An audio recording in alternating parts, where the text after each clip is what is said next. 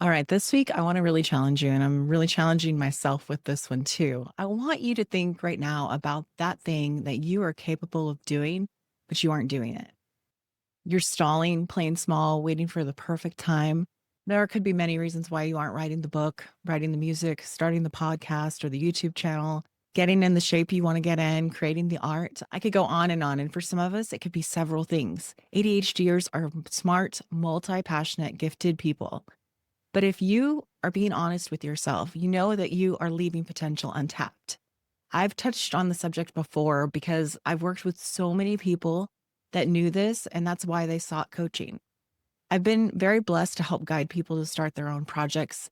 Most of the time, the intention behind each of these projects is to help people, and that's amazing. It makes me think of that robots movie, See a Need, Fill a Need.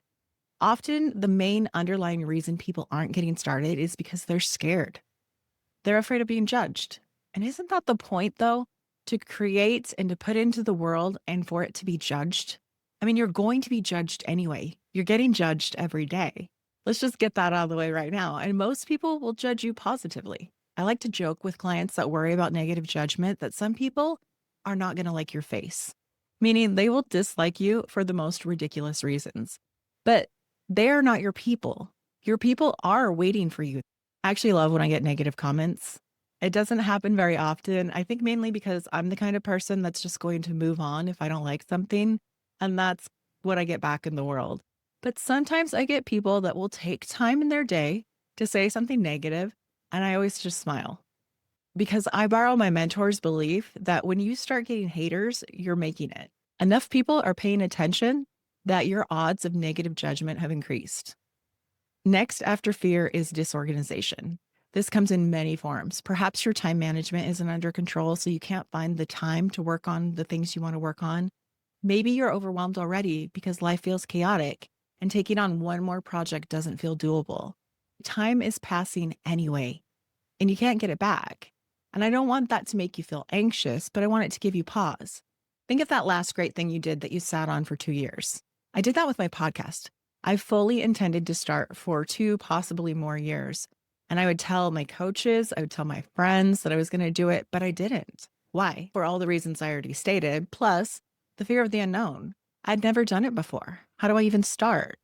Would I feel stressed adding one more thing to my list of responsibilities for my coaching business? Would it take a lot of time? Would anyone listen? And on and on. I had so many questions. And like I tell my clients, when you ask questions and you don't answer them, you loop and you stay stuck in confusion and you can't move forward. So that's what I did for 2 years. Looking back, I would have gotten started much sooner by simply answering those questions to the best of my ability. I was listening to a book about potential this morning. It was Big Potential by Sean Acker, I think is his name. In it, he talks about asking for help, stating that it increases your odds for success, which sounds obvious, but how often do we not ask for help? That's what I finally did for my podcast project. I hired a coach that produced my podcast for me. It wasn't so much the work that she was doing for me, it was having someone on the other side waiting for me to do my part. But help might look like taking a class, reading a book, talking to someone who has done what you want to do, or simply co working with someone. We don't want you sitting on your talents and ideas. So let's give you a practical breakdown if you're stuck. Number 1, decide what the steps are and get started. This is a 15 to 30-minute activity max. These are not the perfect steps or everything that you will need to do from start to finish, just a rough idea of the steps you will need to get started. Number 2, make a commitment. Daily or weekly, doable commitments. Even the smallest progress is a win, and it will add up more than you can believe. Number 3, do it scared. You're going to be afraid if you're doing something that is stretching you. It's going to be uncomfortable. Take all those emotions with you and do it anyway.